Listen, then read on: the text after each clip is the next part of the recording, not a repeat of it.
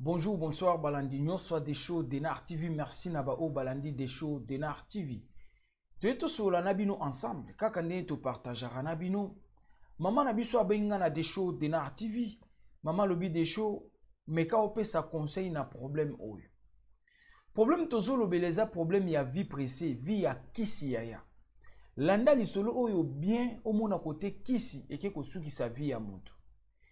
Na kolinga na yebisa ndeko moko na ndako ndenge ovandi ozolandanga biso nyonso ndenge toya na mokili mutu asepelaka azala na kati ya souffrance azate mutu alingaka ye asouffrir na mokili azate même nga desho ndenge na vandi awa nalingaka souffrance te pe souffrance eki kozala po na nga te po biso pe bana nzambe souffrance ya po na biso te mais quelque part na vie moi ba difficulté yaka ba oyo bakenda libanda ya liloba nzambe ya basuka mabe vie pressée vie ya kisi. Na olingana rappeler mutu moko rapidement cha cloche de notification. Cloche de notification et vous permettre yo ozwaka ba émission na biso na temps réel. Ça dit ngonga na yo activez vos cloches de notification. Ngonga no ifo ezala bongo ne bazo laksa comme ça voilà ndengo wana. Pourquoi na lobi ndengo wana? Tocho sa l'émission o elekaki ya rythme sam. Maman na biso aye ko réagir na simatique elinga plus de 4 audio ya 8 minutes. Il y a 8 minutes par audio. Na kuyoka yo ndenge nini. Na lamuka na tongo ya WhatsApp eza na plus de 2000 messages à lire. 8 audio ya 8 minutes. En fait, 4 audio ya 8 minutes à chacun d'audio. Na kuyoka ngo ndenge nini. Fona vérifier ba information. Fona se concentrer li solo ya. Cloche de notification ko permettre yo otalaka ba émission na temps réel. Émission à rythme ça moi c'est le cas qui kala. Maman zotia ba audio lelo perturbation totale. Yango nazo ko insister tala ngonga na yo yaya na bandeli yango ya grand caractère. Ngonga na yo nde masolo, cloche de notification de YouTube. Vérifiez vos cloches nazo lo ba mikolo nyonso mais biloko wana zo répéter ka besoin ya kopesa nga ba réflexion na téléphone, ou kopesa nga ba audio ebele oui eza mabete photo solo la main. Atozo tinde la audio pas des shows. Yaya tinda ata audio ya 30 secondes. Na comprendre rapidement. Oza yo morote boze belé. Oko tinda audio a moulayi eza histoire au pesinga lisolo d'accord. Mais so oko tinda audio ya 8 minutes fois 4. Juste pour pesa ba réflexion na émission ya rit. C'est trop yaya, c'est trop. Bon sa cloche na yo so kotalaka des shows. Toucher ngonga pour la deuxième fois et repeso des options toutes ou personnalisées. Accepté par toutes, c'est bon. Si tu côté pour côté, tu che otali, ezala bien au benga na erwana, to solo li mais so que émission ici leki, ya bo pesa ndeko na bino chance na sa la rabino ba émission le to répétaka. Ba audio ebele, ozo réclamer ma ambarit, c'est trop. Merci quand même na yo ki audio na o mama mais eleka ki ebele. So ozo solana noko de show, chelanga ata audio ya 30 secondes obi papa eza boina yoki. So que eza li solo na o comprendre pour li solo il faut za na moins minute ebele. Voilà, merci beaucoup. Bongi sa cloche de notification. Tobeta lisolo alelo. Lisolo alelo tozolo bela likambo akisi. Yaya actuellement RDC na Congo Brazzaville. Franc-maçonnerie yaya. Bata franc-maçon ba tomboki franc-maçonnerie. Batu bazui kisi pona koluka vie pressée ba bonga. Toza awa. Lisolo tozo beteza ya kisi. Eza na ndeko moko auta eko simba kisi. Na sele bino ba émission mikoleleki na lobi boye diable po bomayo bandoki po ba bomayo et loko liboso démarche ya liboso basalaka bakanga mutu ngongo ba okango voix olobate pourquoi bakanga ka voix landanga na bokebi ya naza ko expliquer yo bakokanga yo voix po o dévoiler te po oyo moni olobango te okende ndengo wana pour ne pas o paniquer ba o batikali po soko dévoiler diable ba o batikali ba kolinga te baya na nzela wana ya ba émission to se la rabino d'un côté bondi marabiso bilo na yaka koyebisa bino toute vérité n'est pas bonne à dire. Voilà. Bondi marabiso. Donc faut to sambela mingi na maramnyoso même na ba émission de to sala il faut sambela. To sambela rapenzambe po ba attaque za rapé na sima babilo ko. Ouais. Mais nzamba lola za wana po na biso to kolinga to dévoiler ka diable. Na kombo na Yesu to beti lisolo. Mama azwa kikisi. Ndeko azwi kisi, azwa kikisi akekota babilo na ba formation. Kisi. Muto ya memaki na kisi. Na bandeli ya koyebiso ndoki po ba bomayo eloko liboso bakanga mungongo polo bate. Po oyo zomona, yoka ndo omona ngo, mais bato ba ozana pembeni no ba omona ngo te. Ça c'est la sorcellerie. Maman azwa kisi. Kisi epesi retour. Yaya na yebisa bino na ba émission leki. Muto ya komemona kisi, bango bazaka toujours sauvé. Mais yo mutu ba memai na kisi yo okufa. Des fois c'est comme ça. Mutu ya komemo quelque part bokendo yiba. Yeba okanga yete, ayiba rakala. Ba okangete mais yo mutu oke lelo ba okango. C'est ça. Mutu ya komemo na kisi. Bokendo kota kisi poko manambongo. Ya kozala sauvé yo okufa.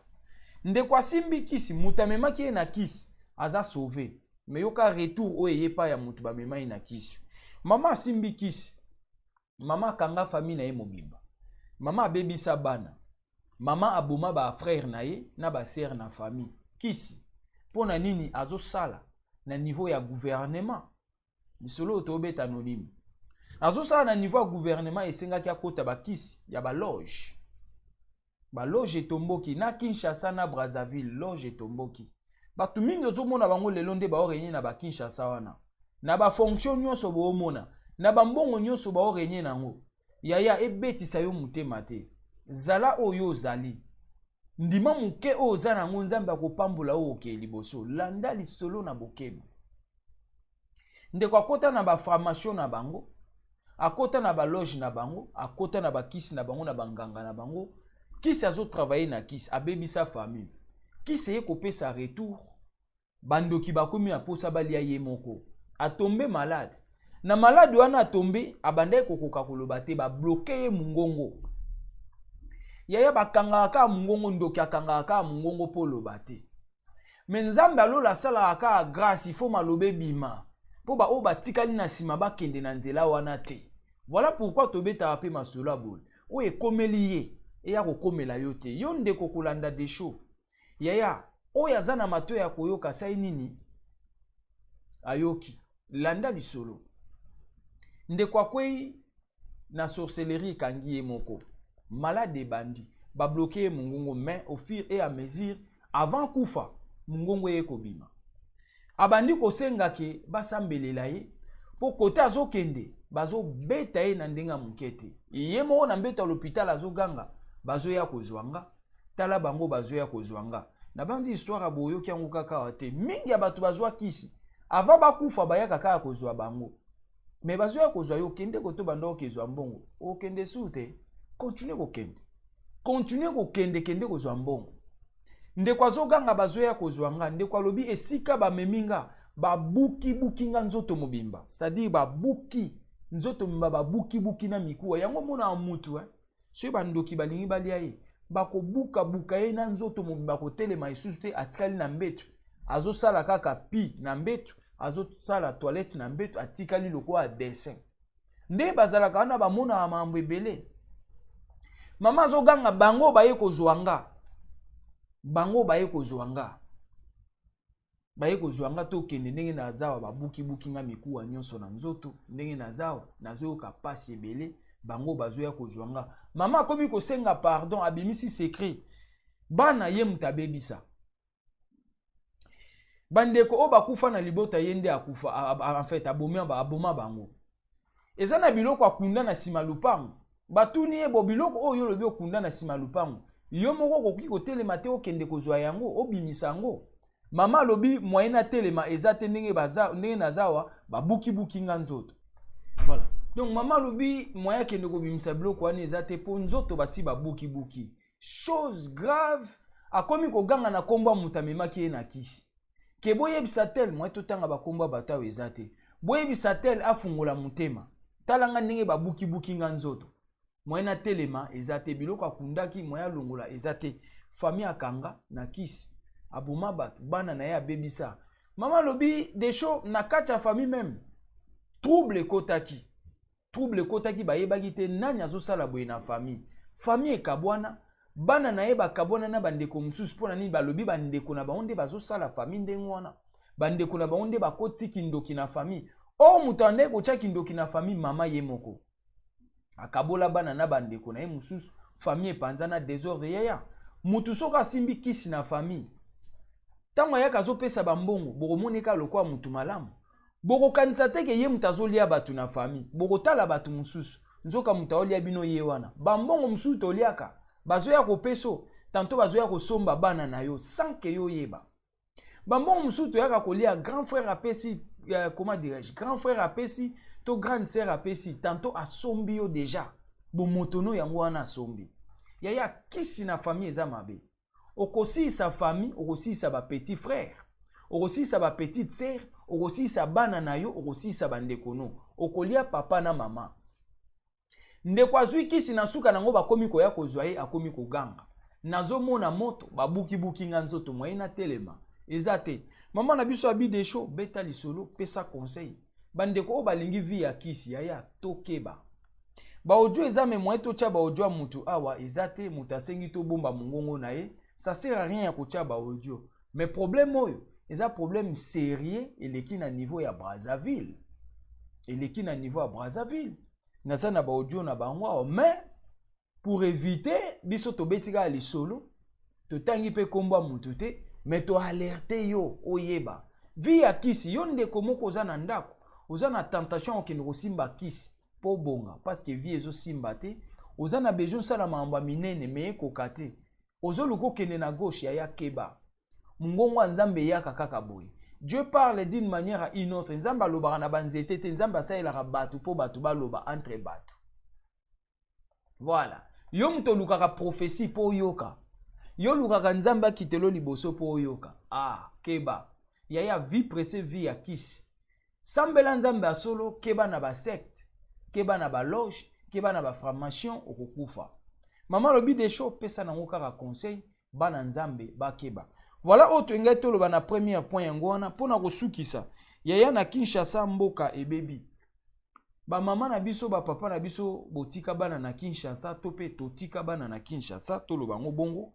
po toyebani ba agité baza koboma mboka na biso ebebi kidnapping bakomi koyiba bana basi bobenga ngoni enlèvement ba enlever yo bakena o quelque part baksengi famille no mbongo so mbongo ezate babomi awa commentaire ezate nazo chelo audio ya suka peto shite landa problème ndenge ezoleka na Kinshasa landa omona ndenge banditisme ekomi na Kinshasa mboke baby RDC ekufi complètement papa mama otika bana no na Kinshasa faites attention benga bango benda bango matoi bitambola tambola na pokwa bikenda kenda bande kwa basi na Kinshasa balandaka desho yaya outi classe kende ndako oui malgré ndeko mwasi balobi ba jouer liboso ya IEC liboso ya institut na bango je ne sais pas toyo kango awa na audio mais yaya outi classe zwa makolo zonga na ndako bitambola tambola pokwa soko ekomi yaya kota na ndako Kinshasa Congo eza su mboka te tokanisa kaka este nde baoboma bato Kinshasa pe ebebi mboka na biso ebebi complètement mboka ezokende na shit total tolanda audio nde tozo shite awa tolandi allo tolobi na yo kite naza na crédit te sikoyo bino boza wapi toza na sikoyo vers kinkole tozwi wana liboso ya IEC tya mbongo sikoyo $1000 na nimero na ye oyo ya Vodacom ndeko na ngai soki ekomi te ata na yo vanda na yo lobi tala ebembele na moye nga nazali sommaire sikoyo na minute oyo nakoluka na tuna naza architecte mais naza na mosala te je peux chercher l'argent ntango ndambo naluka mais naza na mosala te papa naza indépendant na boye te naza architecte allo naza na mbongo te papa na ngai bobebisanga ta naluka na gauche à droite te mbenga te baninga oyo bakodefisanga mbongo comme ça nakopesa bino quelque chose nazali awa naza chômeur te natuna na baninga papa eza mbongo eza na poche nanga pete nakotuna baninga bakopesanga quelque chose bopesinga nini numéro mpasi na kotina mbongo na nimero ya mwana na yo awa yoka ye yoka nde azolela pesanga ye oui pardon